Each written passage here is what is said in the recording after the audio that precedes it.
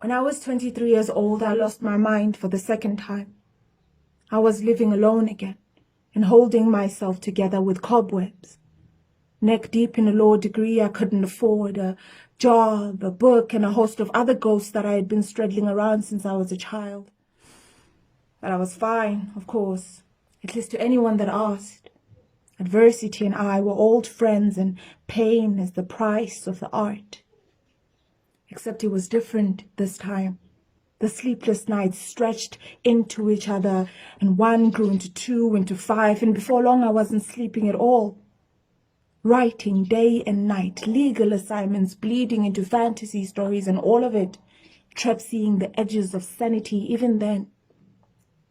One late morning I looked up from my computer screen and knew with a disquieting certainty that something was coming. A sour stench flooded the room like rotten carrion, hasty and whispering obscenities. I ran for the door, and as I opened it, a putrid gasp swept through me.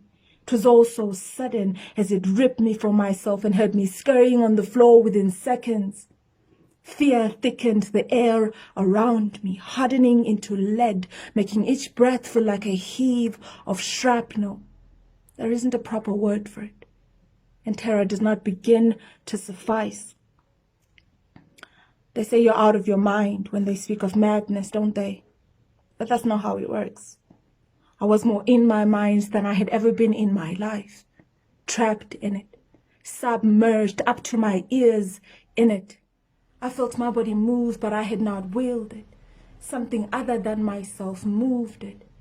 How do you begin to describe such a thing to anyone that has never known it? See, I come from fighting people. Hungry, resourceful, don't stop swinging till they put you in the ground people. I come from Matebele land people, so I will always give everything that I have to a fight. My blood demands it of me, and I did. I prayed to anything that listened, every god I had ever known. The God that gets this thing out of me shall have me for life, I swore, tasting the lie even as I carved it on my teeth. All the while my ears were flooded with screams. My vision swung in and out of daylight. I was still in the room, but I also trampled slimy grass in the night, trailing riverbanks and mumbling words that tasted of bile and obscenities.